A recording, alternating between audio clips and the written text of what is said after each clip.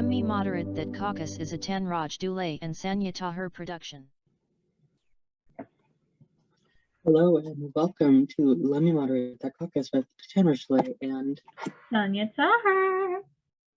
yeah. So hey guys, we're back after a week of being gone. We're back.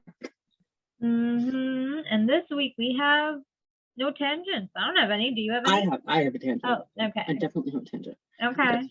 So yesterday I went into 2 arguments on TikTok. Okay. A or B? Which one do you want first? Let's do A. Okay. Argument number A. So I'm sure you've noticed this recently that there is a trend of people collecting human bones. No. Like there's that guy who has like a wall of spines and he's like, yeah. You don't know that? How does one acquire human bones? That's got to be illegal.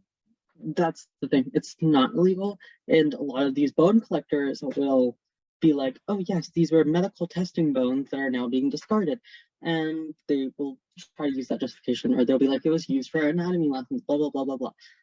My thing is that they're using these bones as decorations and collectibles, and they're often being very disrespectful of these bones. Yesterday, I came across one girl who was like, anybody coming after me, these bones are ethically sourced from a company called Kilgore International. Many of people did research into Kilgore International, finding out that these bones were many of them prior to 1980, and she said it was vintage, so it definitely is prior to 1980. Those bones were stolen from the Global South. For those who don't know, the Global South is the current moniker for quote unquote third world countries. So that term has been co-appropriated from another prior agreement of taking no stances during the Cold War. That's an entirely different discussion. But she's then claiming these are ethical, that she is not doing anything. The fact that these are bones stolen from the Global South is colonialism in its modern age. It is stealing the bones of people who are impoverished rural farmers and using them for decoration or for teaching. And she claims that she has the consent, but she does not, because those people were stolen after they were dead. They were not able to consent. And they claim it's from medical testing. A lot of people who donate their bodies to science, donate to their bodies for science. And I feel like they should only be used for science, anthropology, or whatever studies would need human bones. I don't believe that they should be used for decoration. And you do not need a human bone as decoration. You can get carvings of human bones. Those are available. Okay, I'm gonna just recap for a second, make sure I have a good understanding on this. So people, A, find some kind of artistic pleasure in bones. Actual human existed inside of a body while this person was alive. Yeah, bones. It's usually things like skulls or spines or those kind of bones that are more like commonly known. Like, yeah. Okay, that's horrifying all by itself, but okay. And since there's no really legal avenue to get said bones in North America, There is. So there is a legal avenue to obtain bones. I don't believe it should be legal, but it is legal. So, okay, but rather than doing that, they go to South Asia or just other parts of Asia and go get bones from there? No, what I'm referring to is those bones were taken way before in the 1980s by medical testing companies. They were taken by those companies. And now that they are done being used for medical testing, those companies are selling them as decoration. Oh, okay. So the people purchasing them are purchasing them legally, but they were taken illegally by the people selling them. Yes. Okay, I'm with you now. So, but how is that whole process legal then? Because if you're buying stolen items, that's not a legal thing. Because that I feel like that exists for other things. Like if you buy stolen diamonds, it's still like a thing. They can be taken from you. They can be seized from you. Yes, but white people don't respect people of color. Okay, fair enough. Those companies, it's the same reason that like the British Museum still holds things that were taken illegally by colonizers. I hate that. And that's why a lot of people are talking about the ideas of repatriation, where they are sent back or disposed of using traditional methods from where they were stolen. I despise that so much. Yeah, and the second argument was actually about religion.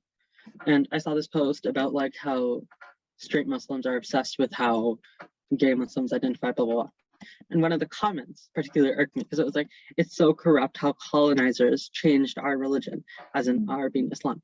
But Islam, not gonna call it homophobic, but that legacy started way before colonialism of the Arabias, because Arabian colonialism by Europe, which they were specifically referencing, started in the 19th century. It would be impossible for them to change such a wide-spanning religion in that time. And all sources that I looked at said it happened around the 7th century during a mistranslation of a text. And they were very adamant on not believing that. Mm-hmm. And yeah, that's my thing. Well, I mean, that's fair. You know, when a person, people don't like to blame themselves or, you know, their kind. Like the same way we don't want to blame, you know, our country for mistakes it's made, or North America doesn't like to blame itself for the issues it's created in the world. You know, nobody likes to blame themselves for something, right? That's fair. But no, I wouldn't say that, you know, homophobia within the context of Islam started because of white people. I think that's always kind of, it's the thing where culture and religion clash, right? When they coexist for so long, it may not be religious, but it's cultural. Therefore, over time, it's almost as if it is religious. Yeah, and like I don't know, something about it. It's like because there is religions that have been changed due to colonialism, but those happened way before the 19th century. Like for South Asian religions and Hinduism and stuff like that, the colonization of India started in the 16th century. That's well enough time to change a religion to fit your values. Yeah, 100%. Yeah, you sounded like you had a fun time on the internet this week. I didn't. I was very pissed off about it, and it was just such a stressful day yesterday for me. This all happened yesterday? Yeah, both these arguments happened yesterday. Oh, good God. No, that's a bit much. People generally, I wish they would just fact check themselves a little before talking. Yeah, even like for the entire bones thing, like I'm completely fine with people having animal bones. Like that's okay, I get it. I find that kind of gross too, but okay. No, because I've seen some really cool things that people have done with like snake bones. Okay. Where they lay them very nicely and it looks very nice. But then if you don't have a problem with, I suppose, so your issue is less the bones than it is consent. Not only that, I just believe it should be illegal. Also, yeah, I feel like because a lot of people in the comments of that original video where the girl was like, yeah, I don't get why a lot of people were like, I don't get why people are getting mad. I would love if my bones were used for this. And I'm like, those people didn't consent for their bones to be used like that. And yeah, that's a major point of it, consent. Why did you put a southern accent on that? Because white people don't understand what it's like to have your culture be desecrated. No, yeah. A lot of white people do not have that comprehension of the idea of desecration, whether it be holy land or just of yourself. Like to have, they don't understand what it's like to have like your ancestors' bodies be used so inappropriately. I think for me, I find that really, I don't know, gross because it almost feels like a violation. It definitely is. It's like it's like how those old-fashioned like colonial white people, they use indigenous Americans' skulls as like what's it called, candles or whatever. They would use them for candle holders, blah blah blah. And yeah, I don't know, I just, if someone was displaying my carcass on a wall, I would find that, especially if it was like a stranger, because I feel like it's one thing if it's like a friend or a parent, like, because that feels less like it's displayed up as some kind of trophy and more like a commemoration of your life. I'd be fine if it was like a museum or someone that had their written consent, but to there's have a it different just connotation there, yeah. to have it just be in some quirky white woman's house. Also, because I don't know, it feels the same to me as like, in movies when you see, not in movies, I shouldn't, okay, it's not, I've seen this in movies as well, but like now that I'm actually thinking about it, it's a thing that according to our religion has happened. Basically there's the story of one of our prophets, one of our imams, sorry, Imam Hussein, I believe. Basically, they were in a war, and after he was killed, his body was like paraded around in front of like his wife and kids and like his clan, basically the people that he was fighting with, all the women that were left behind. The men were all dead at this point. I mean, just it feels very similar to that to me. And I know this has nothing to do with the religious thing. It just that's the story that popped into my head. It's like you're parading around a trophy, and it feels very like you're taking away something from someone. You're taking away like their honor or their dignity, and that just for that reason, I find it very weird, very gross. But again, beauty is in the eye of the beholder and all that bullshit. So, but yeah. Anyway, I think we're gonna move past that a little bit because we made our feelings very clear. This week we are going to be talking about books. Yeah? Yeah, books. We're going to be talking about the written word, hallucinations in the form of ink on trees, as it has been described once by a Tumblr poster. Books and books. Books and books. Books and we books. are going to be talking about dead trees and how they enrich our lives. And books. Yeah. Books So and yeah, books. we've got authors, we got books to TV, we got books to film. We're covering all the avenues. Well, probably not all, but some of the avenues. Yeah, books and books and books and books.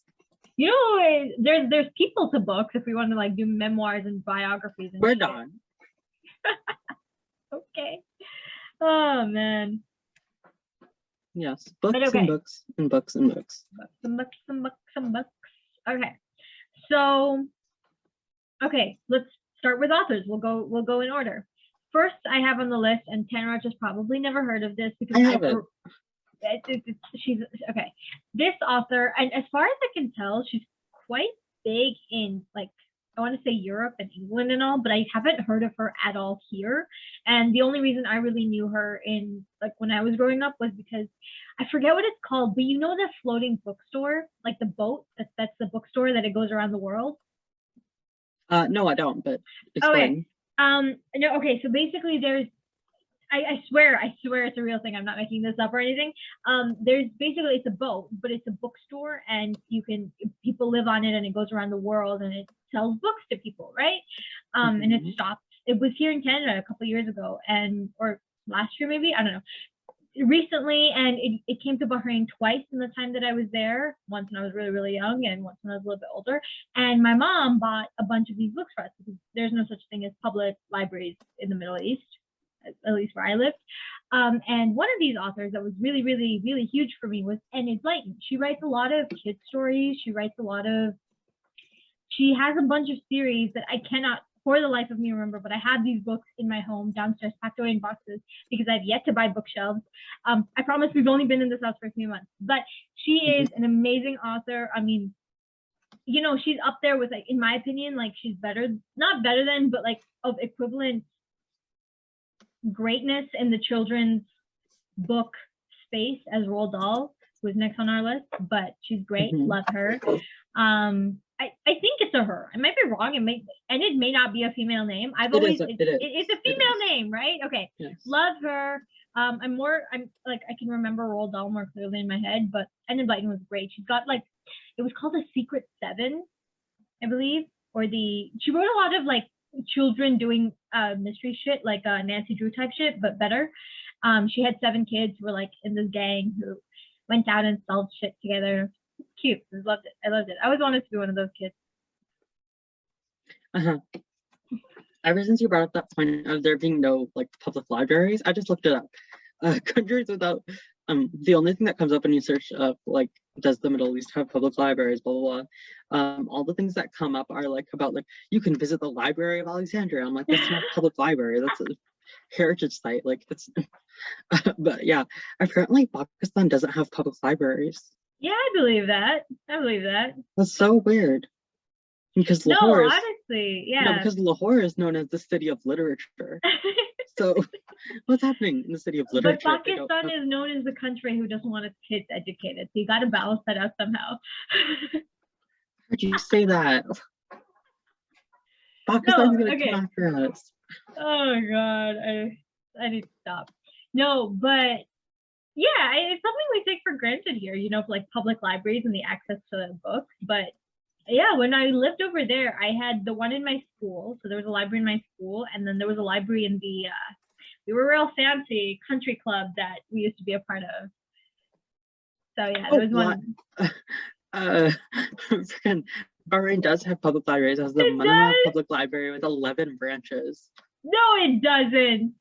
It does. Let's see when they're opened. Is that new? Uh, I swear that wasn't a thing when I lived there. It Hold opened on. in the early 1990s.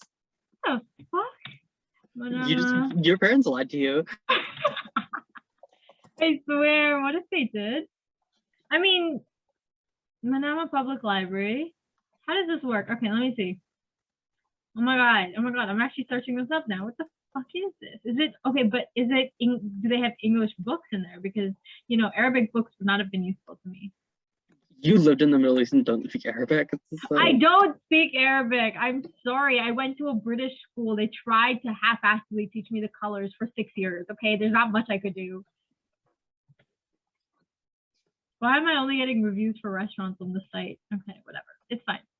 I'm gonna believe you when you say, but no, there isn't one at a public library. But I don't know. There's 11 branches. I honestly don't know. The only libraries I ever had access to was the one in my school and the one in the country club. Because you were rich. Yeah. To be fair, they were actually kind of racist. Only Canadians and English, like from England, passport holders were allowed entrance into that club. You were a colonizer. You were colonizing Bahrain. You brought homophobia with you to the Middle East. I didn't bring homophobia with me, okay? Homophobia was instilled. Yeah, but now I'm friends with you. That's Bahrain Rodriguez. Having libraries, 11 libraries, which you know nothing about. I honestly, I don't. But yeah, there was the floating bookstore. I swear, I forget what it's called. I used to dream of working there. My mom would be like, "Oh yeah, when you're like older and you graduate university, you can work for a year there." And I'm like, "Yeah, mom, with what money? I gotta make an income." But yeah, that's the first one on the list, Enid Blyton. Then we have Roald Dahl, who is amazing. You've heard of Roald Dahl. I've heard of Roald Dahl. Everyone's heard of Roald Dahl.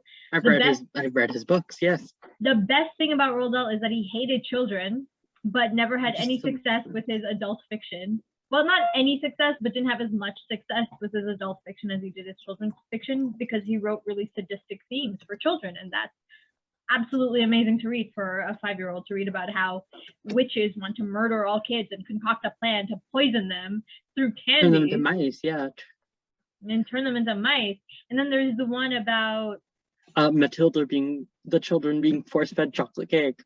There's Matilda, where her parents quite literally abuse her and neglect her. Then there's James and the Giant Peach, who's got aunties, right? I think it's aunties. Aunties? I don't know. He just has a giant peach. And instead of finding solace in actual human friends, he runs away from his aunts and decides to build a relationship and a connection in a home with a bunch of giant bugs. I mean, tell me that would not be the most fascinating thing.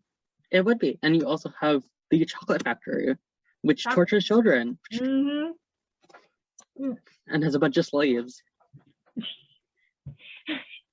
It's true. What was the other one? There was, oh my god, there was such a good one. There was Danny Saves the World, I believe, or Conquers the World.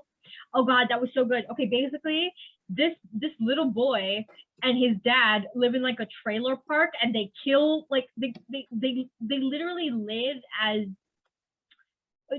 outside of society almost. They like kill for their food, and his father breaks his leg, and I think at some point he might die. I might be making this a little big in my head, but he definitely broke his leg, and father was like not able to contribute to this household for a while. So Danny had to take like the brunt of the household and the work onto his shoulders. It was absolutely fascinating. I loved it.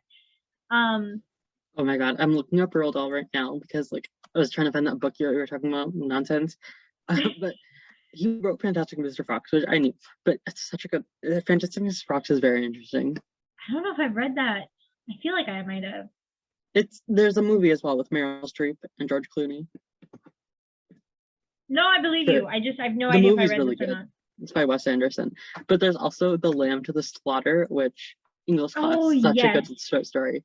So good, so good, so good. And he wrote something called The Boy or Boy, and I think there's some truth based in that from his own childhood. And I don't know why, but I distinctly remember one story, and it was like 2 pages. But this is the only thing I remember from it, where he was like, he used to go to a boarding school, and teachers would make him like sit on a toilet seat in the winter and warm up the toilet seat for the teacher to come in, and so the teacher didn't have to sit on a cold toilet seat.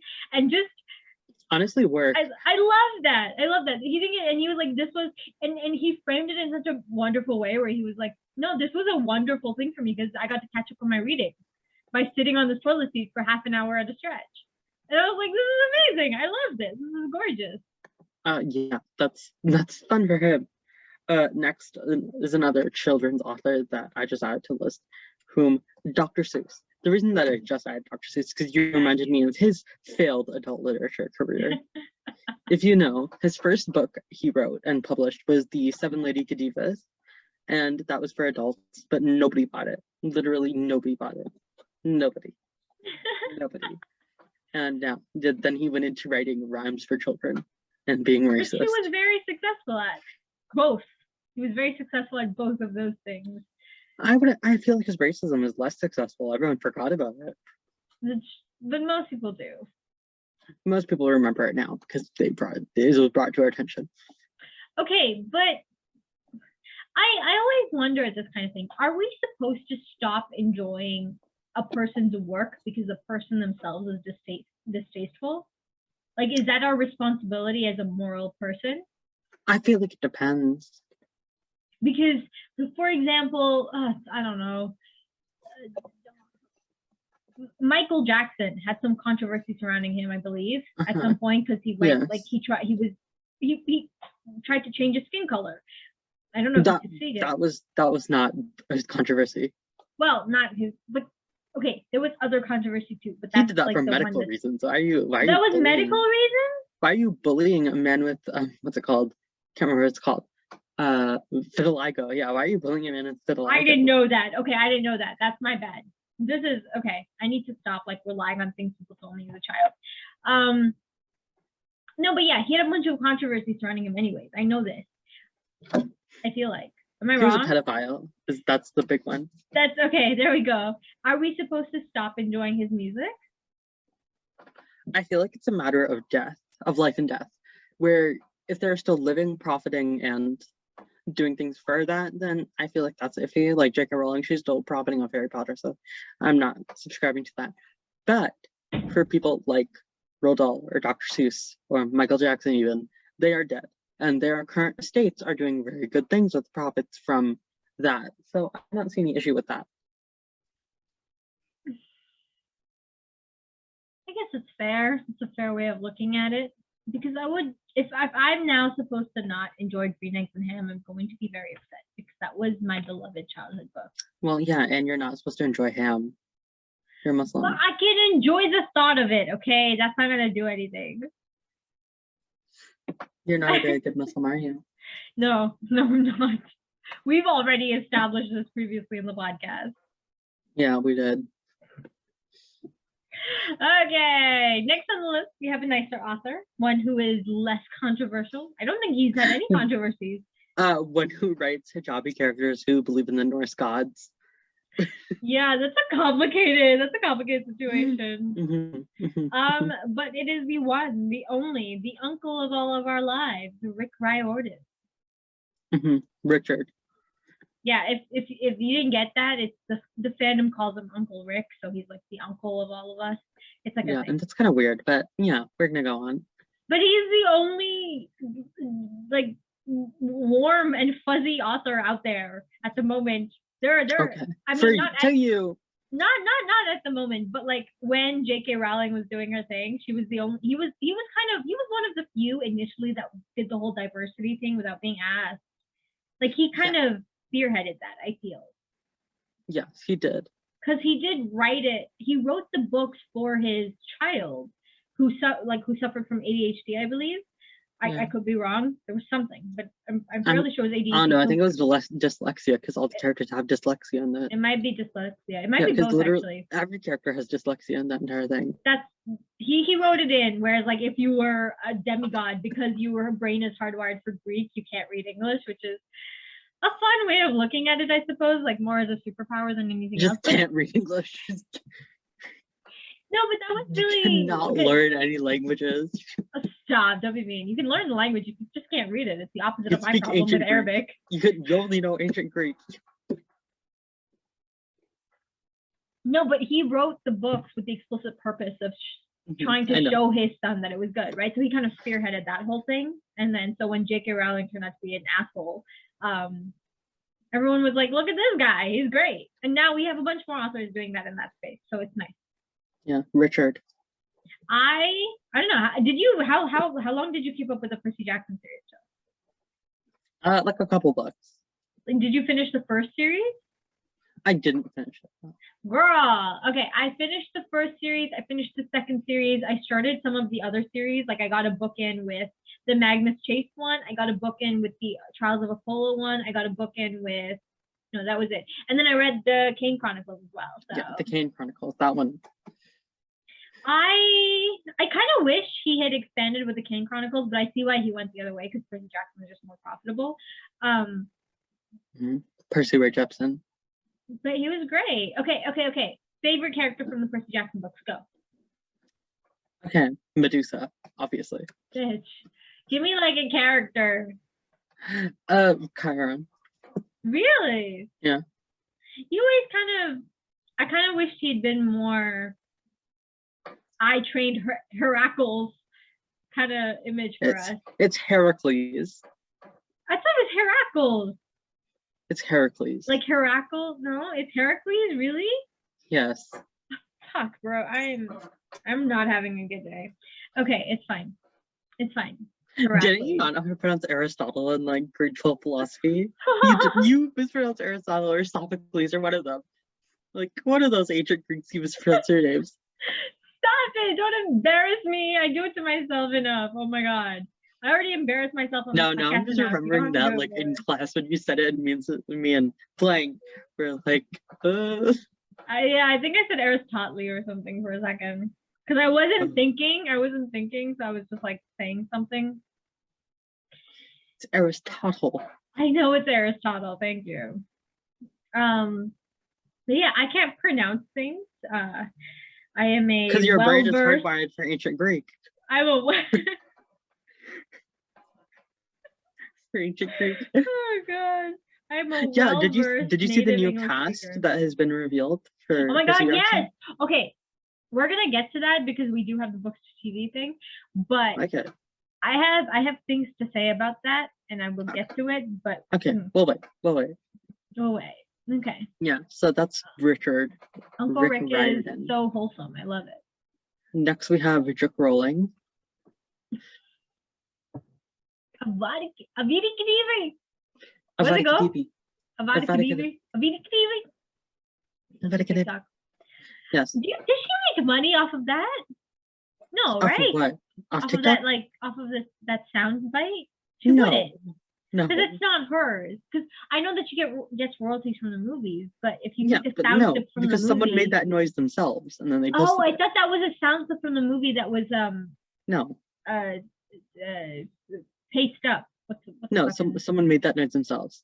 Okay, then we're good. I hope that person is getting royalties off of that sound. Which They're they're probably not. not. It's They're TikTok. not. No, I got it. They're not.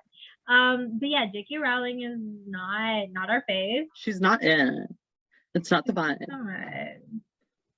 She had Yeah. all this opportunity to make Remus gay, Okay. which would also have been bad because he was also kind of like a stereotype for like he was a He metaphor was for written AIDS. to have AIDS. So making him gay would have been bad, but like also everyone ships him as serious. So I don't know what the rules are. Okay. That is Miss J.K. Rowling with Harry Potter. Okay.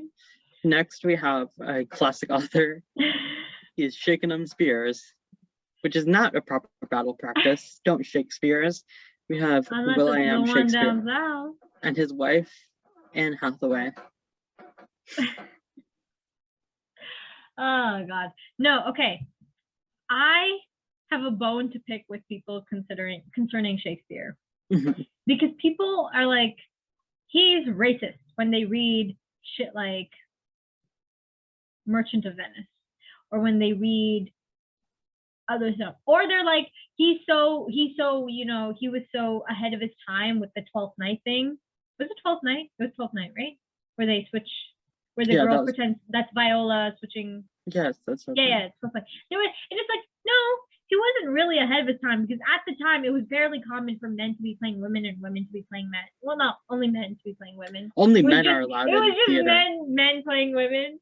So I feel like that's not too hard to go. And also, I don't think we can call someone that was just sort of like going with the flow of the social climate at that time. Like, I mean, we can, but is it right to be like, this guy was racist when he was kind of just following the social climate? Because it might I turn feel like he out, was racist. His work still has merit, but he was racist. but killing. Everyone I was. don't think there's a, because I think, okay, no, because in my opinion, He not was that he racist. wasn't racist. He was racist, but it's not worth pointing out. Because I feel like it's one thing for us to judge people that exist today with the social norms that we have today, but if we try to go back hundreds of years and are like, this dude was a bad dude because he doesn't follow the social climate of today, I feel like that's just stupidity. Oh yeah, that reminds me of do you know how Stranger Things is back? Yes, I haven't I watched it, do. no spoilers. But like there's that entire trend. And people are like, there's that trend on TikTok where it's like, what do I think the Stranger Things cast would do if I asked them for their pronouns? Or like Stranger Things characters would do if I asked them for their pronouns. And like it's all like, oh yeah, Nancy would be like, she, they, thanks for asking. Or whatever. And then people fairly often forget that that show takes place in in suburban Indiana in the 1980s. Mm-hmm. All those bitches were saying Fagatron. They would have. If they wanted to be realistic, all those kids would have been using those words. But yeah, but that's my whole like thing with this, because like even now, okay, like people, like, say for example, my grandparents, or people from like the generation, like my parents' generation and older, they don't get all of the PC stuff. They don't get all of the they have good intentions. They never mean any malice by the things that they say, and they're not attempting to be bigoted, but they don't fully understand it. They don't fully comprehend it. And to then call them bigoted or racist or homophobic when that's not their intention, it just seems so wrong to me, And then we go back and do it to Shakespeare, who existed well before my grandma was alive. And it's just like, why are we now choosing to like or dislike a piece of work or a piece of art or a piece of music based on like, and judging it with a social climate that they had no understanding of at the time? Mm-hmm. So yeah, I like Shakespeare. I like Shakespeare a lot more once we were reading him with like a little bit of a translation, because trying to understand the way that the old English, so to speak, is very hard and not worth anybody's time, in my opinion. The one thing about Shakespeare being taught in high school that I disagree with is that I remember in ninth grade we were getting the entire justification of why Shakespeare is still taught, and one of them is that it makes foreign languages easier to learn. And I'm like, yeah, but I feel like it's more useful for them to actually teach foreign languages than using a piece of Old English literature to teach us Old English, which is not spoken. I think what we found really helpful was when, like, because there are really good lessons and really good themes to be understood from that, and it's a really good medium to learn, I think. Like writing, it's a good, because if you're gonna study novels and you're gonna study poetry, you should, like, that's just a natural progression of the types of mediums to study. But it doesn't make sense to just read the book top to bottom or read the play top to bottom, because you're not gonna understand anything. It makes more sense to sort of look at the medium, understand the medium, and then explore themes, right? Get the gist of the story and then explore themes. Like explore, I don't know, explore this anti-Semitism, explore, what other themes did he have in his books? Drag. Explore drag. Killing yourself as a teenager because your love can't be with you. Okay, yeah, I meant more broad. Hanging out themes. with witches, 3 witches, and then trying to kill the king. And like explore the genres because he was revolutionary for his time with the kind of work that he did with genres, how he wrote tragedies, you know, if you look at Hamlet, how he wrote comedies, if you look at Midsummer. I feel like Midsummer is a comedy, right? I think it is, yes. I don't know if it's like a mix between the two because it is a little tragic, but not in a He also wrote histories. Julius Caesar. That's not a history. That Is was that a not a tragedy. Caesar? His histories would be like Richard V. But even Julius Caesar was true for the most part, was it not? No. Am I confusing them? I might be confusing them. It's been a minute since I've like looked at Shakespeare's work. He also wrote Antony and Cleopatra. Oh yeah, that might be the one that I'm confusing it with. Antony and Cleopatra was a romance. To be fair, it was a similar time period-ish for all of the. Okay, it's fine. I'm not going to justify my stupidity. It's okay. We're all done. Oh yeah, Othello. We watched these in theater. Mm-hmm. Like not at the movie theater, in like an actual play theater. I didn't get to come for those. Oh, so sad. You didn't? Oh, okay. Well, I had to work. I watched Caesar, and then I also watched Othello. I was out here pulling my 9 to 5. I couldn't go to Stratford. Well, I went to Stratford and I got to watch the theater. Fuck you. And have fun. But yeah, I like exploring the medium makes sense. Exploring the themes makes sense. Exploring him as an author and why he still prevails today makes sense. Mm-hmm. Reading the play top to bottom exactly the way that it was written does not make sense to me. It doesn't. And if you're going to do that, do it in a drama class, not an English class. So I'm here to learn English. And while it is a dialect of English, it's not one that's used anymore. Yeah. It's the same way that if we wouldn't read something that is slang. Like that Shakespeare was slang of the time. It was. You can't deny it. It's all comedy and dick jokes. That's what Shakespeare is at its bare bones. So I feel like we shouldn't be reading it for the purpose of literature. We can read it for thematic interpretations or whatever. But I feel like it is slang, it is casual. Yes. No, that's fair. And I mean, there's nothing. I mean, I don't believe there's anything wrong with studying slang. Like, I honestly hope that, 10 years from now, they're studying fan fiction class or something like that because it helps to understand. No, because it's such a big part of like the progression of media. Maybe not 10 years. 15, 20, whatever you want. No, 50 years is when I think they should. No, because I feel like studying the way that literature, because it's not enough to just study the work. You have to study how it affects people, how audiences responded to it. Okay, and would you consider things to be fan fiction of the Bible, like Dante? Yeah, there's an argument to be made. I was going to make that argument in my capstone paper, but that felt like a bit much. It was, yeah, it definitely was. I was going to be like, if you really want to dissect this, fan fiction has been written all across the country. You want to look at the New Testament, but I didn't. Do you know what the New Testament is? If you would be willing to. I feel like you could make the argument. I know it's a stretch, and I wasn't actually going to do that. I was kidding, but I feel like you could make the argument because it takes the old one and it kind of transforms it. Which no, in essence, it doesn't. It expands on it. No, it doesn't. It's a continuation. It doesn't change what was already written. It expands then, rather than transform. The Old Testament is pre-Jesus. And then the New Testament is written after Jesus. Okay, my mistake. It expands, not transforms. Also, fan fiction, by the way. I don't think it is.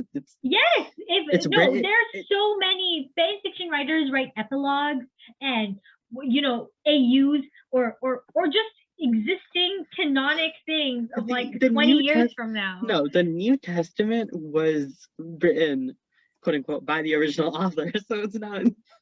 No, fiction. Fair enough. Okay, but I feel like saying God, did someone else put it on paper? So you think that if someone is scribing something that they're not truly writing it? No, I don't know. Again, so would you consider the Quran fan fiction? Okay, Okay, okay. If you want to make this, you could say that the Bible is fan fiction of the Torah and that the Quran is fan fiction of the Bible. I'm not saying that you. And that's on Sonia not respecting world religions. No, this is legitimately what we're taught. By the way, this is legitimately what in Islam we're taught. We're You're taught taught that that it's God. fan fiction? No, no. I'm paraphrasing a little bit, but we are legitimately taught that this was God trying the first time, trying the second time, and saying, "Oh, the third time is going to be the charm." Yeah, Which, that- yes, I guess that it's a part 1, part 2, part 3, but since different prophets were receiving it and writing it down, there is an argument to be made. Is all I feel I'm like that's saying. more a collection of works, would it not be? Like, there is collections of work where it's multiple authors writing one thing. Look,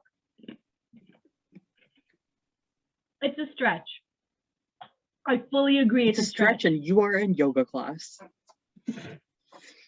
I agree it's a stretch, which is why I didn't put in my capstone paper, because most likely someone on that panel judging me would have been religious to some extent, and been very offended by those words. But yes, you could say, you could make that stretch, is all I'm gonna say. Is all I'm gonna say. And we should move on real quick before I get myself into any more hot water. Mhm. Speaking of hot water, our next competitor is Stephanie Myers, who I hate. Competitor, are we rating them? I don't know, we're not. I just need a word to introduce her. Okay. But yeah, Stephanie Myers, and I dislike her. She had a unique style of writing.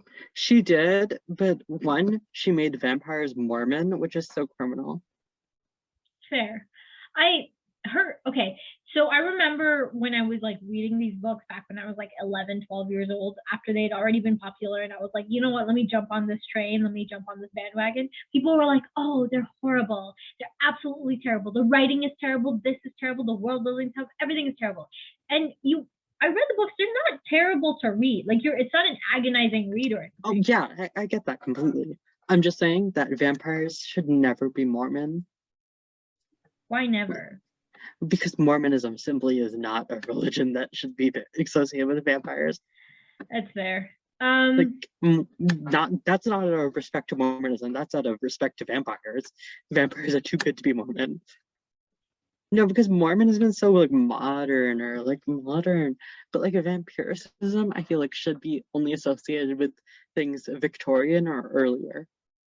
The aesthetic is much nicer when it's like that. Like, yeah, the blue filter was very cult classic-y for Twilight. It did what it was supposed to do for the franchise, but the aesthetic is always better when it's Victorian, or even if it's set in modern, but they feel older. Like, they feel... Yeah, like that's the thing with like What We Do in the Shadows. We discussed this in the vampire episode, where they are like historic beings and they're kind of like still they still talk like a bit weird, and they like dress like their time period, or like and they don't know technology. Because I totally get, vampires that would move forward with time, or vampires that would stagnate in time. Like, I get both ends of that, but there's also, it's a spectrum, right? It's not one or the other. Like, you're either stuck, being the knight from the 12th century, or you're up there and a hacker for cybercrime. Like, it doesn't have to be one or the other. There's probably a midline where you confuse slang, or you are able to use a phone but not a computer, or I don't think that would be a thing, but it could be. Or no, because is it okay if I say one of the plot lines for the What We Do in the Shadows? Yeah, go for it. Okay, one of the vampires is trying to learn how to use email. Okay. While they're learning email, they get one of those spam emails where it's like, we're gonna kill you in 10 days, or like, we're gonna kill you like in a day. And like all the other vampires like see it and they're like, oh my god. And they're like, human isn't there to explain to them that it's spam, and they're like, oh my god, they're gonna come after us. It's a vampire hunter, they're gonna come after us. And they're just panicking the entire day until the human gets back, and they're like, no, that's not what's happening. Oh man. But yeah, I feel like I don't know, Stephenie Meyers, they didn't feel like vampires. None of them felt like vampires. And the blue light filter helped, it helped us feel more it helped give the I aesthetic. feel like if the story could have been told the exact same using like elves, like they could have made it like an elven fiction.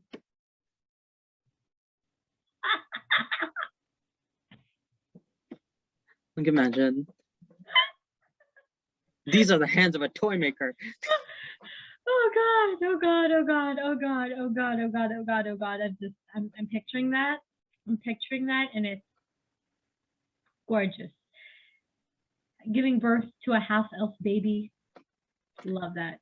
Yeah. But then there's no element of living forever. Elves can live forever. You don't know this. She was writing. That's She was true. Stephenie Meyer was writing her own lore for vampirism. She can do the same thing for elven. But I don't think you can lore. become an elf. So like that whole arc for Bella would not have existed because It wouldn't. You would have yeah. to be born unless she's flipping the lore where like you ingest enough blood and it transforms you. Or that they have like the spell that can turn you into an elf. Yeah, so unless she's flipping the lore some way, as far as I understand, all of the lore I've ever read about elves is you have to be born into it. Mm-hmm. It's very much like Judaism. Judaism. Judaism. Okay, I swear I have an excuse for the way I'm behaving. Okay, I had to certify many checks today. It was a lot. My brain is yeah, you work in a bank. Okay, yeah. Okay, but my brain is not participating. Do And you now know you how many know, checks that was? And now you don't know how to say Judaism. No, because it was 30 checks for like millions of dollars, and I was terrified. All my brain power went into being You just stuck one into your pocket. I don't know.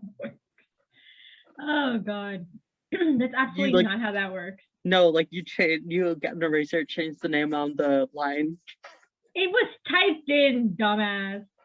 Well, that's your problem. Bro, this man like shows up and he hands me like 30 checks and is trying to make conversation with me while I'm inputting these checks into the database. And I'm sitting here like, bro, I can either get this right or have a conversation with you. I cannot do both. Mm-hmm. He's like, are you brown? He literally was like, you brown? I was like, are you not a lawyer? I feel like you should be more eloquent than this, but okay. Well, you have to save your eloquence. I don't think that's a thing. You don't have to save your eloquence. Yes, you do. You can't always be talking professional. You have to like break. You don't have to talk professional, but you should be able to grammatically put a sentence together. Yeah, but still, like, like he people pointed. He pointed. I was like, you brown? I was like, oh, what part of me gave it away, sir? Wasn't perhaps the color of my skin the brown that you refer to? Well, okay. He doesn't know what kind of brown you are. Yeah. Oh, that was his second question.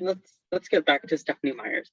I don't like her because she used the image of an indigenous tribe, and that tribe is not received a penny of her profits. So yeah. Yeah, I don't know. There's a lot of. She's on the edge. Like she would be the next J.K. Rowling, but she kind of like dropped off the face of the earth. She didn't support any claims or deny any claims, so that's helped her out with the image a little bit. It's helped Twilight not be as rebuffed because J.K. Rowling was like, no, I'm a transphobe and a homophobe. Like you didn't need to do that, babe. But yeah. Stephenie Meyer learned. And she was tweeting about how Dobby has a 12-inch cock. Dobby just wants to make you feel good. You know that Dobby's a model for Gucci now, right? He is what? He's a model for Gucci. He is not. He was in the Chip and Dale movie. Holy fucking shit. He's a model for Gucci. That's insane. That is insane. Okay, our next author is Alka Joshi, which I'm guessing you don't know. I've heard of her. She has like a children's series, right? No. No? Not for kids. Yeah, she's the one who wrote the henna artist. Oh, I'm confusing her with someone else. Okay. Yeah, I don't know, I really like having a brown woman on the list of all white people. The rest of the people on this list were white people, and I just need to add someone. Give me a second, yeah. I'll come up with someone. I've read a couple. Yes, but Alka Joshi is a very good author. I've read The Hen Artist. I'm gonna be reading her next book, What's the And yeah. next book? The Secret Keeper of Jaipur. Ooh, love that. Yeah, very good books. He got nothing more to say. There's nothing bad to say. No, because I want to force you to read it, and I don't want to spoil it. Oh my god, yeah, I will. It's on the list, I swear. I'm currently reading Song of Achilles, and that's good. They just got to the part where they're giving each other hand jobs, so I'm having a good time. Don't look at me like that. You were not scandalized by a hand job. Oh my god. Okay. Next. Okay, now we have specific books that we're going to be talking about. So first on the list, we have all the Kyoshi books, which Tanraj here is an expert on. Yes, I recently read them, booked them, and they were pretty good. They were. They were very YA, and yeah. Yeah? That's my opinion. All right, short and sweet and to the point. Love it. I am not like that, so get ready for a rant. Okay, so the next book I have on this list is one of my all-time, perhaps the best book I have ever read, perhaps the best book I've ever had. Okay. It is definitely one of the best books I've ever read in my entire life. It's called The Seven Husbands of Evelyn Hugo by Taylor Jenkins Reid. And the only reason I didn't put that author on the list is because I've not read a single other book by her, because I don't find contemporary fiction very alluring, but Seven Husbands of Evelyn Hugo is amazing. So it basically, in a nutshell, the story is written as Evelyn Hugo is, a huge Hollywood star. Like, she's aged out of Hollywood now. She's just she's just a very, very famous person. Think Marilyn Monroe. And over the course of her life, she had 7 husbands. And so she hires a journalist. She picks a specific journalist and asks her to write the story of her life as she tells it. And so she does. She tells it as if each part of her life is documented by each husband. So husband number 1, husband number 2, 3, 4, 5, and 6, 7, whatever. Not to give you any spoilers, but she ain't fully straight. She a bit fruity. And I don't know.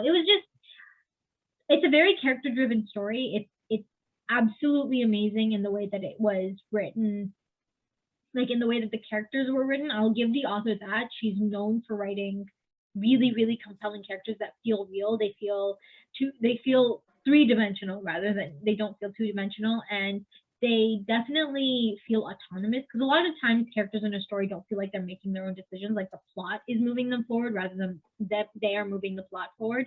But these characters felt very, very autonomous. And there's also, what I love in books is when a lot of moving parts are working, but you don't see them working until you get to the grand finale, where like all of the moving parts finally like click together and the cogs finally move in one motion. And that happens in this book. I won't spoil it because I want all of you to read it. And I want Miss Evelyn Hugo, who knew she had great tits and used them to get everywhere in the world, deserves all of the attention. She deserves all of the attention. So go give it to her. So, okay, I'm done. Are the 7 husbands at all related to the 7 dwarves? No. Was there an abusive dwarf? No. Then there was no. angry. There was grumpy, actually. No. She had a knack for like getting into really toxic relationships. Mm-hmm. Often, but I will give her this. Over like starting, I want to say husband 3 or 4, she learned how to be the toxic person in the relationship rather than be the person who had to put up with the toxic person. I feel like that's character growth. Okay. Going from like facing the toxicness to being the toxicness, that's okay. Growth. So looking up the 7 husbands of Evelyn Hugo, the next thing that one of the suggested things is the 7 deaths of Evelyn Hardcastle. Yes. Is that related? I have it on the list. No, it's not. I thought it was, but it's not, as far as I can tell. Are they both 7? 11.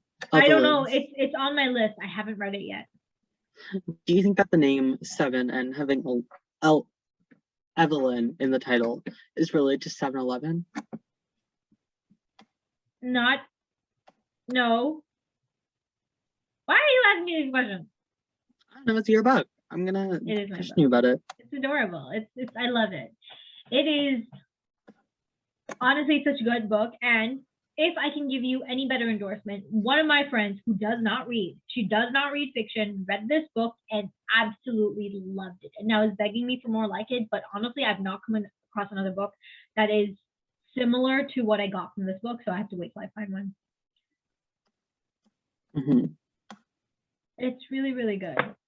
It's really, really, really good. Like, will change your life good. Like, I couldn't stop talking about this book for almost 2 years, I want to say. Mm-hmm. Okay, I'm done. You can go to your book now. Thank you. Okay. Next, we have The Iron Widow by Siran She Zhao. They are a non-binary author of Chinese descent, and it's a very good book. Very good. Would recommend it to all of you. It's very good. It takes place in a techno-apocalyptic version of China, and it's kind of a retelling of the story of a Chinese empress. Okay, I It's a had it very on the good- list. I'm moving it up to a lot higher on the list now. Okay, I have a yes. copy if you want to borrow. You may not get it back, like for a while. I want it back. No, you will get it back eventually, but like considering I have like a stack of 15 books on the floor right now that I have to get through that the library is going to demand back from me soon, it may take me a second. Yeah, you can take it when you want. You don't have to take it right now. You can just take it when you want to How read about I it. just like take it right now and give it back to you next year? Is that okay?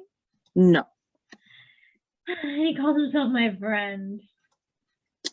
And yeah, next we have We Hunt the Flame, which is a book I'm reading right now based off Arab mythology and things about this book. I don't know. I'm reading it. It's pretty good. Except there's this like storyline that keeps on dragging, and I'm like, oh, just get to the fun part already. Oh goodness, yes. I don't care about how you're, because there's two storylines in this book. One about the Huntress and one about the Prince of Death. The Prince of Death storyline is the one I'm more interested in, and the Huntress, like I was really interested in her at the beginning, but like I don't know, it's just kind of dragging a bit. I think it's gonna get better, like a lot better. I'm holding it out. Yeah, I like it. That's the thing I hate about dual perspectives, because if you like one more than the other one, it feels like such a drag to get through the one that you don't like. Yeah, especially since the one that I'm like kind of not enjoying right now is the main character. Got like, it. Yeah, and she's like the primary antagonist. Yeah, Yeah. that's the thing. At least with like a single perspective, if you don't like it, then you're like, okay, I'm not gonna like this book. You can put it down and move on with your life. But with a dual perspective where you do like one of them, it's like, okay, it's fine. 10 more pages and I get to the one I like. 10 more pages. The reason that I like it is because the reason that I like the Prince of Death storyline is because he reminds me a lot of Zuko and Azula, but as like one person. As one person.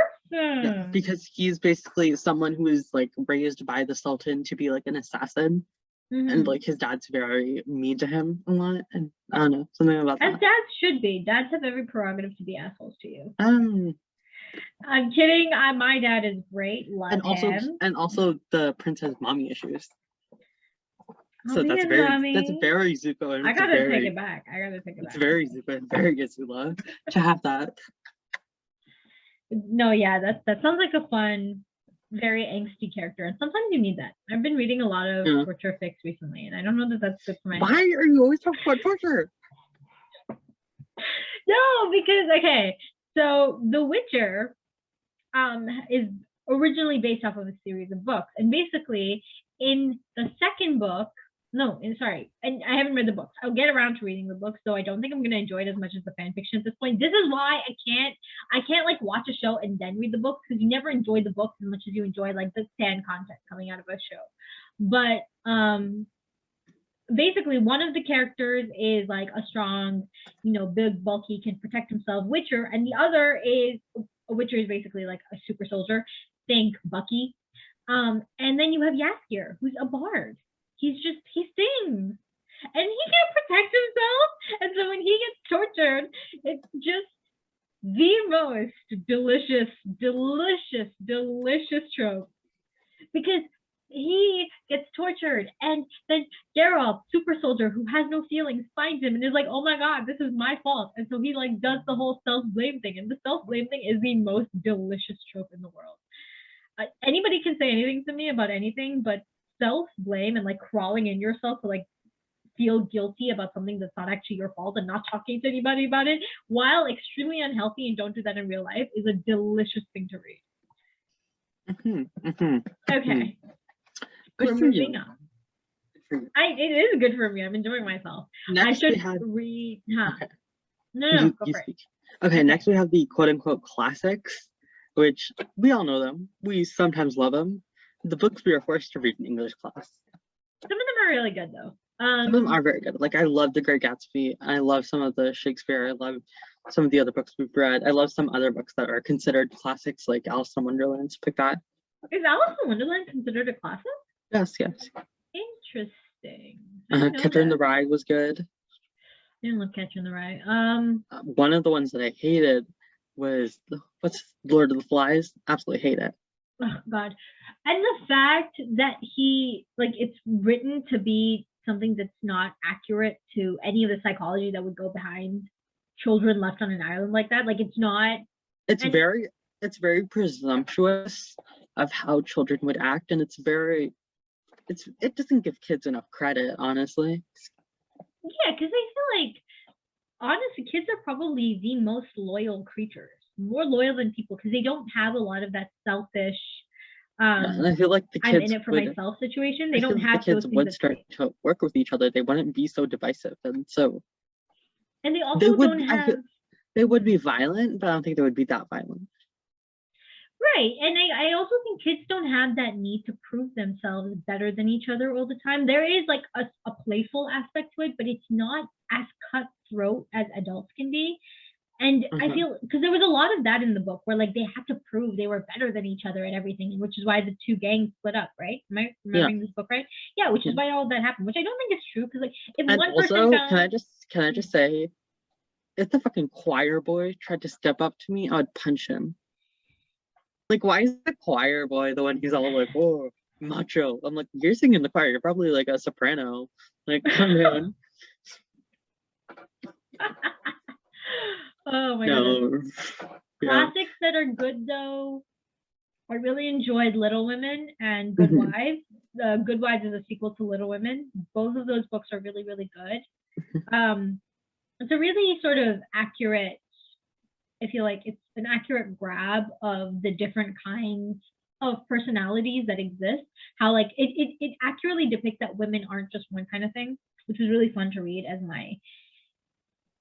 a classic, because you always grow up to be like, not grow up, but you always assume classics to just not be as progressive as they should. But then you see things like Pride and Prejudice, and you read things like Little Women, and you're like, no, these women that were writing books had all of the progressiveness they needed. It's just, men took a hot second to catch up. Sorry, no offense. And another classic that I want to bring up is the Mahabharata. Okay. Yes. Do you know who that is? Or do you have to explain? No, not exactly. Okay, it's the longest epic ever written. It's an epic poem from ancient India, one of the best preserved epics of the time, because Hinduism is still a religion that keeps up, Yeah. And I recently been getting into reading it, and I feel like it would be, I don't know if this is sacrilegious to say, but I feel like it would be a really good show. Like a really good animation show. I don't think so. Hinduism does that a lot. I growing up, I watched a lot of like depictions. Sorry, we had like Indian channels, okay? I watched a lot of depictions of like your classic Krishna. I know, but those ones are for Hanuman. kids. Those ones are for kids. So you mean this to be like an HBO Max situation? No, not like that. Like, do you know how there's the Indian soaps that are based off the Mahabharata? There is Indian soaps based off it. I don't actually know what the Mahabharata is about. It's an ancient epic. But like, what is the story? I only know the first story, which is about Ganga drowning a bunch of kids. What Indian soap is based off of that? Well, that's just the first chapter. Oh, okay. Yeah, but there's an Indian soap. There's a couple based off the Mahabharata, and I feel like if they did that, because like I'm gonna be honest. If you look them up, like it kind of looks a bit goofy, like with the costuming and like the magic that they're doing. It looks a bit goofy 'cause you can't get like good, but I feel like it'd be really good in animation. Oh, I think I know what you're talking about. Okay. I'm with you now. I don't watch those. I'm not a fan of those, but yes, I know what you're talking about. Okay, I'm Yeah, with I you. feel like that would be a really good thing to do. Because I saw someone saying that the Bible would be the best anime. No. That's You not don't true. think? No, I don't think so. You don't? Why not? Explain. I feel like Hinduism specifically is based in storytelling. Yeah, I feel like Hinduism, the Mahabharata would be much better as like. Yeah. Yeah, I feel like the Bible would be interesting though. Like it would be. It wouldn't be the best, but I feel like it would be interesting. Yeah, that's fair. Because all of them have stories that are really good. But I think because of Hinduism was primarily, if I'm not wrong, like not primarily, but a lot of it is oral. Like you pass stories down, which means that just the storytelling aspect of it is really big. Yeah, Hinduism has much better stories than a lot of other religions. Yeah. And also they've done a lot of it, a lot of their stories are in like a song context, which means that like I feel like that just fits in the world of like a show much better. Like yes. So I would definitely watch the Bible as like an anime though. No, I would watch it. I would watch it just to see what's happening. Like there would be like I would Jesus. absolutely watch it. No, also, I wish that was more a thing where like we put, because I don't think it's sacrilegious. It's such a fun way to take in the learnings. No, because you know how like have you watched 21 Jump Street? No. Okay, so Vietnamese Jesus in 21 Jump Street it's Korean Jesus. Korean Jesus in 21 Jump, because 21 Jump Street has their headquarters in a abandoned Korean church. And basically they have a statue of Jesus that's like at the front on a cross, obviously, as one does in a church. And the Korean Jesus is buff, like really muscular. The Last Supper was protein powder. I just started sex education and someone came into Eric's room and was like, why is your Jesus buff? I'm attracted to him. And I lost my shit. Because it's Black Jesus. And the white girl never seen Black Jesus. Yeah, but yeah. That girl who like took her shirt off 0.2 seconds. If the anime were to do that and they had like the absolute like mega buff of Jesus Christ, that would be so fierce. That would be so fierce. If that's what you need to get kids back into religion, you got to do what you got to do. You have to make them thirst for Jesus. My aunt is a hardcore Catholic, and I feel so bad saying these things. Okay, it's fine. Catholicism is all about sexualizing religion. Stop it!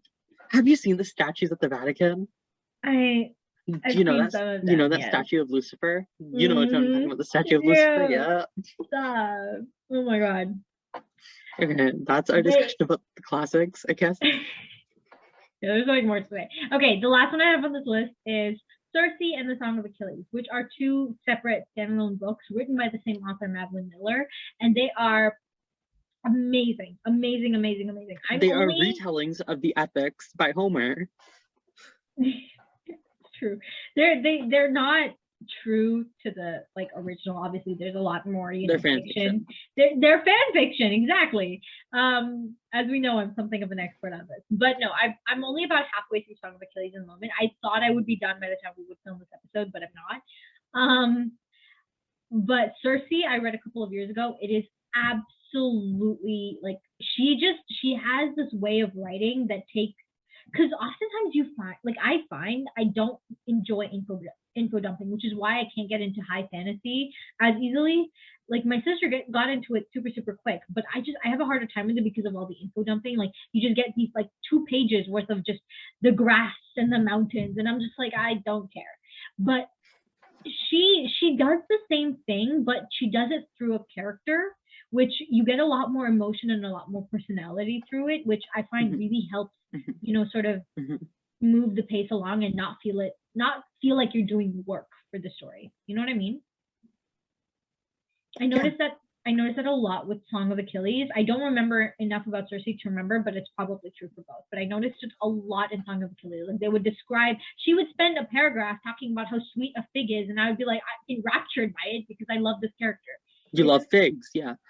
Pigs are really, really. How really long fucking have we good. been talking? A long time. Oh my god. Let me see. We're at an hour 10, bro.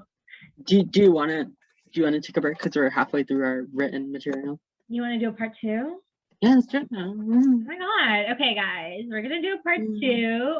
Our books to media will be part 2.